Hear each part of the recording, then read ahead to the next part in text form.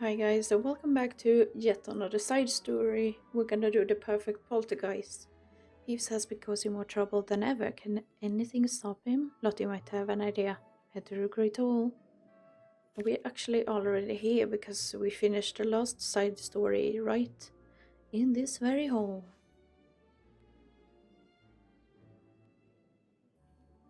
Can you believe it? Peeves tore a hole in my robe pocket just because I wouldn't share my chocolate bar. My best gobstone shipped. That's nothing. He dropped a handful of cockroach clusters on my head after he told me I wasn't playing trick or treat. What does a poltergeist even want treats for? Who knows? Just pray he doesn't turn up in herbology again. He knocked over a whole row of Mimbulus Mimbletonia yesterday. Still can't get the smell out of my hair. Oh, Hey everyone, what's with all the long faces on such a beautiful morning? ah, Yeah, you all look exhausted, and I haven't seen half of you in the common room lately. huh? You didn't sneak out after curfew together, did you? And without me too? Aw. Oh. No, we wouldn't dream of it, Timberly. You're the best partner in crime I could ask for after curfew. Dennis right, though I wouldn't call it crime. We just ran into a bit of trouble on our way back last night. Peeves set up his elaborate trap on the staircase. We were all caught in it. Turns out he just wanted to play trick or treat. Except he skipped over the treat part. He was all through it. Mm. He's been wilder than usual lately. Must be the Halloween air getting to him. We handed over every snacky chocolate frog we had, and he just dumped a whole crate of dung bones on us. I swear I heard filch right around the corner as we bolted. That's impressive, actually. How did you even escape? None of my spells worked, but Daniel had a potion on him, as always.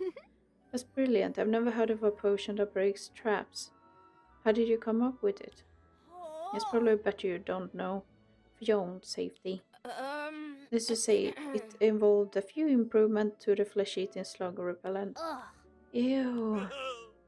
Chocolate frogs and yellow slugs, hand them over, greedy bugs. Jesus. Sugar quiz and canary creams. Tjejer stash och heder screams. A treat for peeves, what a shame. I would drop some dung and spoil your name. Come on, let's get out of here. Jesus Christ. Uh-oh. I think we lost him. Hopefully Robin and Kevin got out alright too. Uh-oh. I just don't get it. Do you think someone as strict as a headmistress would have found a way to be rid of Peeves ages ago? I heard he's been here since Hogwarts was found and came with the castle, they say. The caretaker once tried to remove him and it ended with the entire school evacuated for 3 days. Peeves is quite a prankster, I will give him that. Is there no real way to put him in his place? If only the Tipple-Tapple charm were real. Tipple what charm? I've never heard of that one. Oh, it's not a real charm. Oh, you definitely know about it, Ivy. It was more of an inside joke between me and my dad. When I was little and got carried away, spilled paint everywhere. That sort of thing. Dad would always wave his brush and say Tipple-Tapple and follow it up with a silly little rhyme. It wasn't to scold me, but a little signal to pause, tidy up, and laugh about the mess together. It's something Dad and I made up, but I really wish it worked on Peeves sometimes, especially when I'm painting and he decides to swoop by. Not everyone's lucky enough to have a dad like yours, Lottie. That's such a sweet memory. Do you still remember how the charm goes? It feels a bit childish now, so don't laugh, alright? Here goes. Tibble tabble madness grow, take them neat from head to toe. Oh no. What's in the wibbly wobbly world? What just happened? Did it actually work? I don't know. It was never supposed to do anything. Dad always used a paintbrush instead of a wand. We can worry about the how later. Let's go before Peeves realizes it was us. Poor money Myrtle, poor Myrtle. Nobody ever gives Myrtle a treat, not even on Halloween. Then Peeves, he took the half piece of chocolate I found on the floor, every last crumb of it. My deepest apologies, Miss Warren.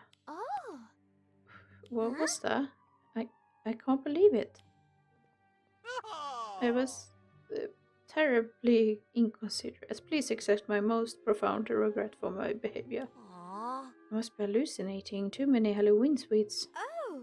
Could it actually be the Tibble Tabble Jam? Mm-mm.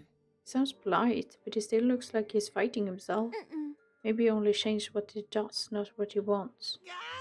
It was unbecoming of a poltergeist to behave so cruelly. I should end the view to the reform. I knew it. He's going for the dung bombs again. Huh? My chocolate? You're giving it back to me? Now I know I'm seeing things. Hopefully it's not the flesh-eating slough repellent fumes. Well, he's definitely neat from head to toe now. Enjoy your little victory while it lasts. Order and virtue are such exhausting companions. Good day. Did Peeves used to say good day after a thinly veiled threat? He did, and I think he meant it. The threat part, anyway. There's a lot of sweets. Let's get everyone over here to reclaim what's theirs before Prefect Peeves changes his mind. I ran into a poltergeist who looked exactly like Peeves yesterday, but instead of blocking the staircase, he led me to my transfiguration classroom. Can you imagine? I saw one too, looked just like Peeves, floated right up to me, bowed and complimented my outfit. Does anyone know if Peeves has a brother? Has it occurred to either of you that if a poltergeist looks like Peeves, it is Peeves? Nope, absolutely inconceivable. Lottie, your dad's T-ball table charm is brilliant. You've really turned Peeves into a prefect. I hereby declare the T-ball table charm my new favorite spell. Fingers crossed it lasts forever, or at least until we graduate. Good morning, shining lights of Hogwarts. Who are wiser than lions, braver than serpents, more loyal than eagles, and more ambitious than badgers? Whoa. That doesn't sound like a compliment. I thought the Tibble Hammer charm was supposed to make him friendlier than this. Oh. Malin spared Miss Abigail Gray. Your plate looks better than a desert dew. Aww. No vegetable at all, not even pumpkin. You're not a picky eater, are you? Mm-hmm. Well-mannered students don't skip their greens. Here, try a bit of lettuce, or better yet, a plain raw carrot. Get away from me, Peeves. No carrot shall touch my plate. No. Eyes on your place, Miss Mildred Banks, and you too, Mr. Reginald Billings. Move any closer, and your spoons will end up in each other's mouths. My apologies, I forgot you go by Mortimer Dreadnought now. Peeves, those are private matters. You can't just shout them for everyone to hear. My sincerest apologies, esteemed Timberley, but I only wish to supervise for the greater good. Ooh. I truly hope that under my guidance everyone here will grow into perfectly well-mannered paragons of Hogwarts virtue. I've got a very bad feeling about this. Read your warn, Timberley, and challenge awaits you. What the heck?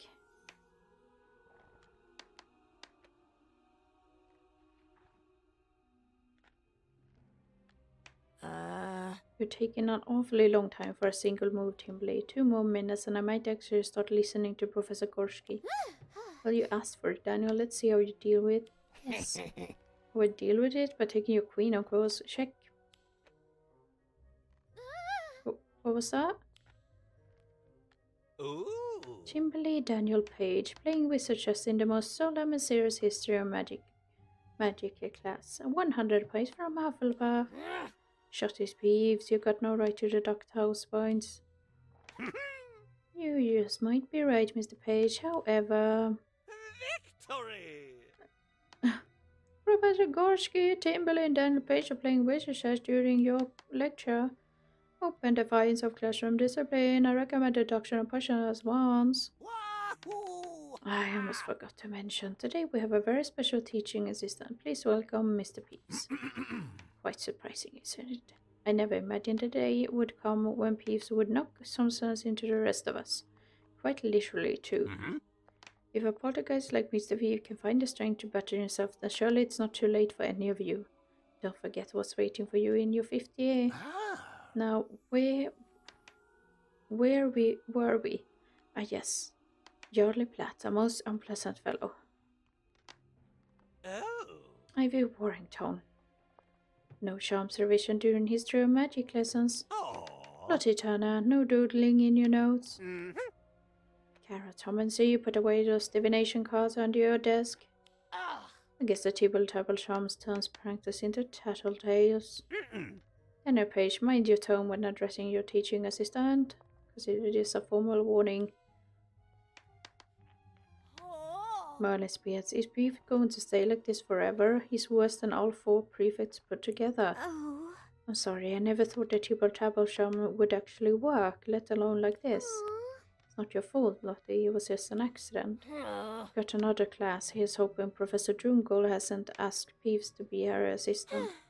My head's spinning. Feels like a pack of rebelling goblins are marching around in there. I'm heading back to the dormitory for a lie down. We can't let this go on any longer. There must be a way to lift the charm. We will figure it out together. Let's check the library. Maybe we can find something there. Why is everyone gathered out here instead of going in? What's with all the shouting in there? I was just reading in there. I didn't even cough or sneeze. You were turning pages far too quickly, young sir. It was distracting for the others. You can't just tear up my essay like that, Peeves. Sharing your work for others too. References is almost the same as plagiarism, Mr. Farrell. I can't believe I'm saying this, but I rather the old Peeves, young bumps and all. Let us in, come on. Open the door. Let us in, Peeves. Huh? What happened, Robin? Where's Madam Pinch? Oh. She's not feeling herself and went to the hospital wing for a checkup. Somehow left Peeves in charge as a temporary librarian. Well, you've seen the results. Huh. That has to be Peeves taking advantage of the situation. Madam Pinch can't even stand him. I doubt he will let us in, Timberly. Looks like the headmistress is the only one who can handle Peeves right now. You better take this to her, Lottie. Or the Bloody Baron, but I don't know if you guys have the courage to talk to that ghost. Actually. I had indeed heard rumors of Peeves' recent transformation, but I confess I never imagined it would stem from such an unusual spell. I'm so sorry, headmistress. I didn't realize it was a real spell at all.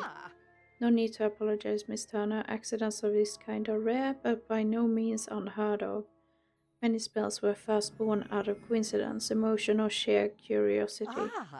Perhaps it was the meaning you and your father gave those words repeated over the years that allowed them to take on a will of their own, but one can only speculate. An original spell? That's incredible, Lottie. Headmistress, is there any way to turn Peeves back? Not to be eager to skip class or reference someone's homework again, but he's become impossible to deal with, and I don't think anyone's genuinely improving under his constant scolding. Quite right. Excessive order can be every bit as dangerous as a chaos, and that's something we all learned during the tenure of Dolores Umbridge.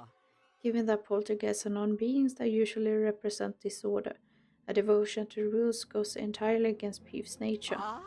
I would surmise that once the charm is lifted, he will revert to his usual infuriating self. That's a relief. Should we fetch Peeves now, or...? I'm afraid I cannot lift the charm myself. Wait, what? You must be the one to do it, Miss Turner. Me? Yes, because this charm was born from the bond between you and your father. You're the one best suited to undo it. I suggest we focus on your intentions to set things right, Miss Turner, and you may yet succeed in reversing the Tibble Tabble charm. Albeit let it go, Scruffing giggles back, you flow. Timberly, do you really think a counter charm this ridiculous will work? Well, you thought your Tibble Tabble charm was childish too, and look how powerful it turned out to be. You got this, Lottie. Peeves is right there. Not running a horseplay in the corridors, you should all take me as your example. You're a shining model of discipline, your living textbook of proper conduct. Who dares to set Paul Peeves away? Who was it? Naughty, naughty spellfingers, have a sniff of these, my dearies. It worked. Worked a little too well, perhaps. It sounds more volatile than ever. Never mind that. Let's get out of here. He spotted us. Ugh, what's that smell? Dung pumps. Wait. It was Peeves?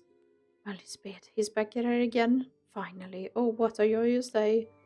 Here we go again. Guess Peeves is just perfect the way he is.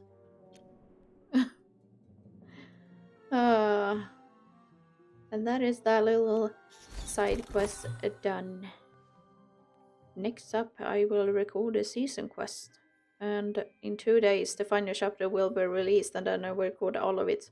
But I think in the future, I will record the chapters that are out, because you get more rewards if you actually play it during when the season quest is like live or active.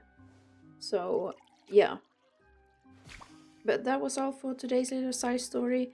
Hope you enjoyed it. If you did, go ahead and leave a like, and if you want to see more content from me, I suggest subscribe, and I hope we see each other for my next video.